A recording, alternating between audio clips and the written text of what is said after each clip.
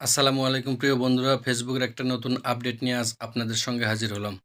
আমরা যারা video editing নিয়ে সমস্যায় পড়ে গেছিলাম, ক্যাপকাট এখন বেশিরভাগ ফিচারকেই লক করে রাখছে, তাদের পেইড দিয়ে সেই ফিচার ইউজ করতে হচ্ছে।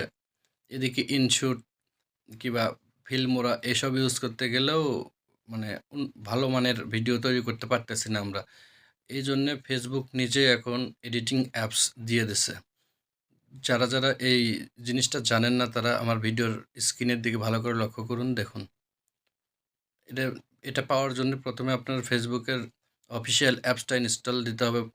আর অ্যাপসটা অবশ্যই আপডেট রাখতে হবে। আপডেট রাখার পরে আপনার উপরে 3 ডট মেনুতে চাপ দেন, দেখেন নিচে আসেন। এই যে এডিটস, এই এডিটসে চাপ দিলেই আপনাকে সরাসরি গুগল প্লে স্টোরে নিয়ে যাবে। এটা ফেসবুকের নিজস্ব একটা এডিটিং অ্যাপস। এখান থেকে আপনি যে কোনো ধরনের রিলস, শর্ট ভিডিও এডিটিং করতে পারবেন খুব সহজেই।